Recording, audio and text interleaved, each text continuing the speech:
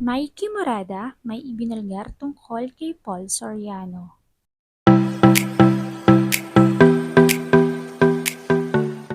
Naging usap-usapan nga sa buong social media platforms ang tungkol sa umano'y problema ni na Tony Gonzaga at asawang si Paul Soriano. Sumiklab ang balitang ito nang pumutok ang issue tungkol sa power couple na tila may pinagdadaan ng problema. Subalit iba ang ipinapakita nila sa harap ng kamera dahil ayaw nilang masira ang imaheng binuo nila ng mahabang panahon. Kamakailan nga lamang ay nagsalita na ang kapatid ni Tony na si Alex Gonzaga na nasasaktan siya sa mga nangyayari.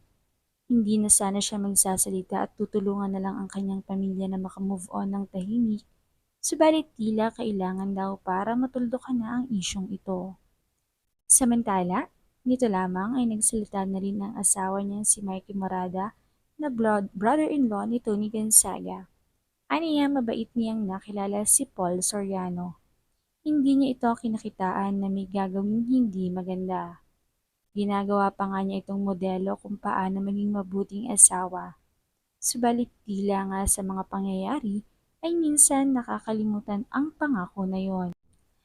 Ayon pa kay Mikey, ay magkatulong sila ni Alex na inaayos ang gusot ng kanilang pamilya. Dahil bilang lalaki, ay ayaw din niyang nagkakasakit o nakakasakit sa damdamin ng isang babae. Sa ngayon ay bukod nga sa busy siya sa trabaho bilang public servant, ay iniintindi niya lamang ang gusot sa pamilya nila bilang haligi na rin ng tahanan. Komento naman ng mga netizens ay talagang maaasahan si Mikey at makikita mo talaga ang kaibahan nila ni Paul Soriano. Ayon pa nga sa komento ay mas mukhang mabait talaga si Mikey kumpara kay Paul Soriano. Si Paul Soriano at Tony Gonzaga ay matagal na naging magkasintahan bago pa man sila naikasal. Oo, marami na talagang mga nababalitang hindi maganda kay Paul Soriano noon bilang siya ay nalilink sa mga artistang kanyang dinadirektahan kasi nga siya ay isang direktor. Subalit walang pumutok na balita na nagkaroon sila ng hindi pagkakaintindihan ni Tony Gonzaga dahil kilala din naman si Tony Gonzaga na magpatawad o mapagpatawad. Kaya naman talagang tila tinatanggap na lamang nito kung ano man ang nagagawa o nagiging problema nila ni Paul Soriano.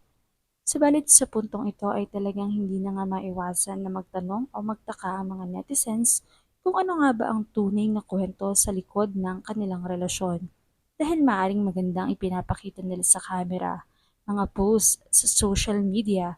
Subalit ang totoo ay talagang mayroon silang pinagdadaanan na hindi nila maipubliko dahil nga masisira ang kanilang binuong pangalan bilang mag-asawa at bilang mga aktres o direktor na talagang malaki na rin ang impluwensya sa publiko.